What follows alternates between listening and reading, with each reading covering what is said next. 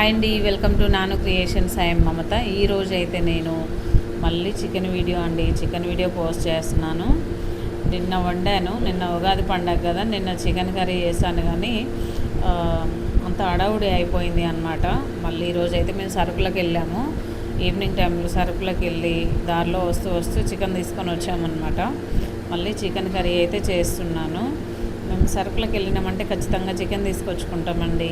Chicken తీసుకొచ్చుకొని హ్యాపీగా curry వేసుకొని తినేస్తాం.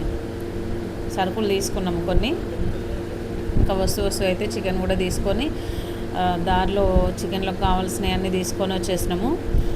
ఇంటికి వచ్చాక నేను చికెన్ శుభ్రంగా క్లీన్ చేసుకొని దాంట్లో అయితే కారం, ఉప్పు, పసుపు, మసాలా, అల్లం పేస్ట్ వేసి మంచిగా మ్యారినేషన్ చేసి పక్కన పెట్టాను. ఇక్కడేమో కర్రీ చేస్తున్నాను. కొంచెం ఆయిల్ తీసుకున్నాను, కొంచెం ఏం కాదు కానీ ఇక 3 స్పూన్ల ఆయిల్ తీసుకున్నాను.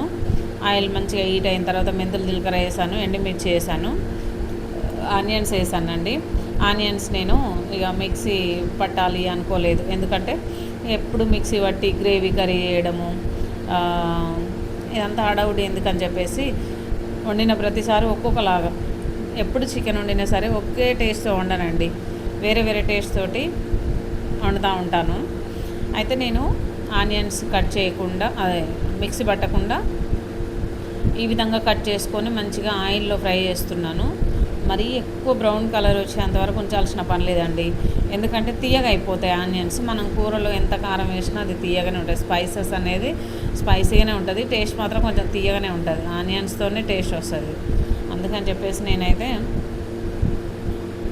మంచిగా మీడియంగా వేయించుకొని తర్వాత నేను మ్యారినేషన్ చేసిన చికెన్ అయితే ఇందులో వేసాను అనమాట. ఫ్రెష్ చికెన్ అండి, చాలా బాగుంది, చూస్తేనే తెలుస్తుంది కదా. మంచి చికెన్ తీసుకొచ్చా, నేను తీసుకున్నాను అనమాట చికెన్ ఈరోజు. ఓకే, మంచిగా తెచ్చుకున్నాను.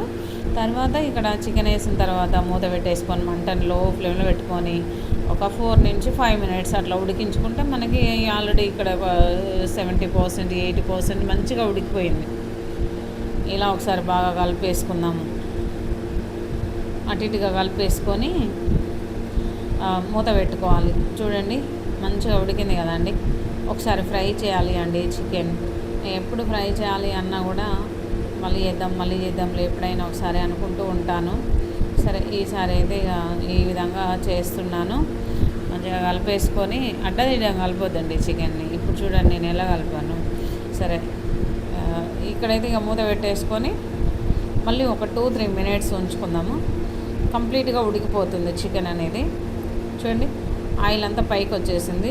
ఇది ఆయిల్ ఎక్కువ అయినట్లు అనిపిస్తుంది, కానీ అట్లేం కాదండి, ఎందుకంటే మనము ఇలా మొత్తం కలిపేసుకుంటే అంతా మిక్స్ చేసుకుంటే ఈవెన్గా ఉంటుంది అనమాట. అంత ఆయిల్ అనేది మనకు మొత్తం స్ప్రెడ్ అయిపోతుంది, లోపల అంతా ఇంకిపోతుంది, మిక్స్ అయిపోతుంది, అంత ఆయిల్ ఏం కనిపించదు. నాన్ వెజ్ అంటే ఆ మాత్రం ఉండాలి మళ్ళా. ఓకే, ఫస్ట్ టైం అండి ఇక్కడైతే నేను బగారా రైస్ చేయలేదు అనమాట.